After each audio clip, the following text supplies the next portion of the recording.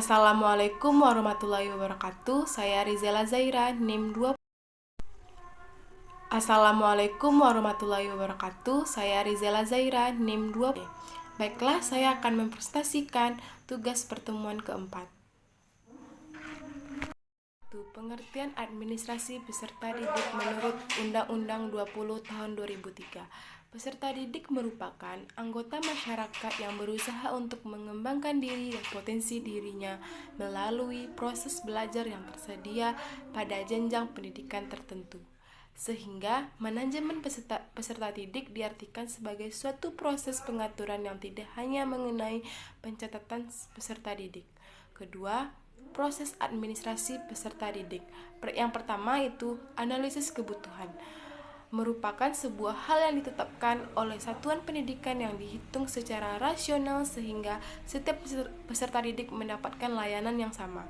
Hal ini dikarenakan setiap lembaga perlu mengadakan tes saran dan prasarana, serta perhitungan mengenai perbandingan jumlah dosen dengan jumlah peserta didik yang diterima. Kedua, proses rekrutmen merupakan proses menarik calon peserta didik dengan standar yang telah ditetapkan. Tujuan khusus proses rekrutmen diantaranya yaitu adalah mendapatkan peserta didik sesuai dengan karakteristik yang telah ditetapkan, memperoleh keadilan karena setiap peserta didik mempunyai hak yang sama, meningkatkan mutu layanan, perkembangan teknologi yang kemudian memunculkan alternatif baru dalam proses rekrutmen. Prinsipnya yaitu objektif merupakan penilaian berdasarkan kriteria yang bebas dari pengaruh subjektivitas. Transparan merupakan penilaian penelitian yang dilaksanakan dengan kriteria dan prosedur yang jelas dan dapat dipahami oleh peneliti. Akuntabilitas merupakan penilaian yang prosedur dan asal penelitiannya dapat diakses oleh semua pemangku kepentingan, tidak diskriminatif, serta sifat tidak membeda-bedakan antara satu golongan dengan golongan yang lain, yang cenderung mengistimewakan salah satu golongan daripada yang lain, dan berlaku tidak adil kepada golongan lain. Selanjutnya, seleksi peserta. Seleksi peserta didik merupakan kegiatan pemilihan calon peserta didik untuk menentukan diterima atau tidaknya calon peserta didik tersebut menjadi peserta didik di lembaga pendidikan berdasarkan ketentuan yang berlaku. Selanjutnya, orientasi peserta didik baru merupakan kegiatan mengenalkan situasi dan kondisi lembaga pendidikan tempat peserta didik menempuh pendidikan. Tujuan dengan orientasi tersebut adalah agar siswa mengerti dan menaati peraturan yang berlaku di sekolah. Peserta didik dapat aktif dalam kegiatan yang diselenggarakan sekolah dan siap menghadapi lingkungan baru secara fisik, mental, dan emosional. Selanjutnya, penempatan peserta didik. Pembagian kelas yaitu kegiatan pengelompokan peserta didik yang dilakukan dengan sistem kelas. Selanjutnya, pencatatan dan pelaporan peserta didik dimulai sejak peserta didik diterima di sekolah sampai dengan tamat atau meninggalkan sekolah. Tujuan pencatatan tersebut tentang kondisi peserta didik dilakukan agar lembaga mampu melakukan bimbingan yang optimal pada peserta didik. Sedangkan pelaporan dilakukan sebagai bentuk tanggung jawab lembaga dalam perkembangan peserta didik di sebuah lembaga. 3. Jenis instrumen manual dan elektronik. Instrumen administrasi peserta didik, manual dan elektronik. Pencatatan data siswa di sekolah dibedakan menjadi 2 jenis, yaitu 1. Pencatatan data siswa untuk sekolah yang meliputi buku induk, buku kleper, catatan tata tertib sekolah, yaitu kumpulan semua peraturan bersifat umum dan khusus. Ada yang dari pemerintah dan ada yang produk sekolah itu sendiri.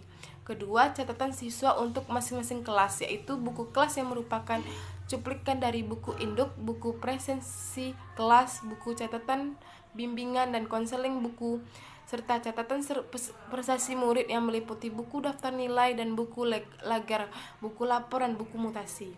Adapun instrumen-instrumen yang dimaksud antara lain yaitu buku induk. Buku induk merupakan buku pokok karena di dalamnya memuat semua informasi yang dianggap lengkap mengenai keadaan siswa. Informasi tersebut dapat meliputi identitas pribadi siswa sampai pada informasi mengenai nilai-nilai hasil belajar yang diperoleh siswa selama belajar di sekolah yang bersangkutan.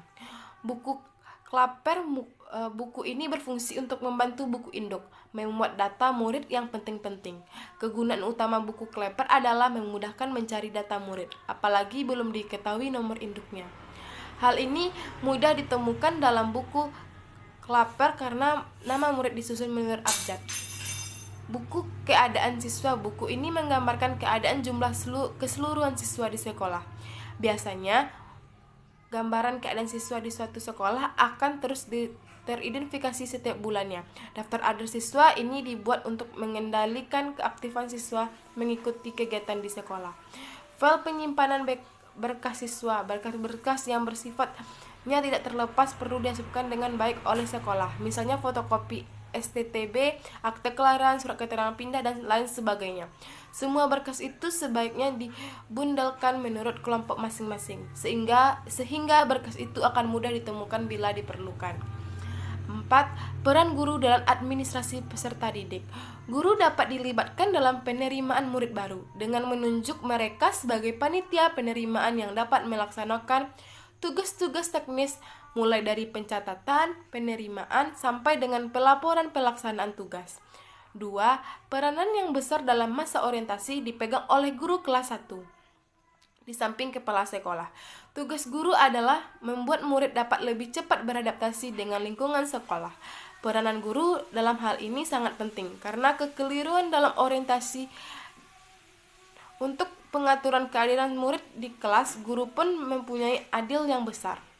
Keempat, guru harus mampu menciptakan suasana yang mendorong timbulnya motivasi murid untuk senantiasa berprestasi tinggi. Kelima, guru juga harus berperanan besar dalam menciptakan disiplin sekolah atau kelas yang baik, karena di sekolah merupakan masa pembentukan disiplin yang sangat menentukan untuk masa selanjutnya. Untuk membuat murid disiplin, guru diharapkan mampu menjadi contoh atau panutan bagi murid-muridnya. Sekian hasil presentasi saya tadi. Kalau ada kata-kata saya yang salah, mohon dimaafkan. Assalamualaikum warahmatullahi wabarakatuh.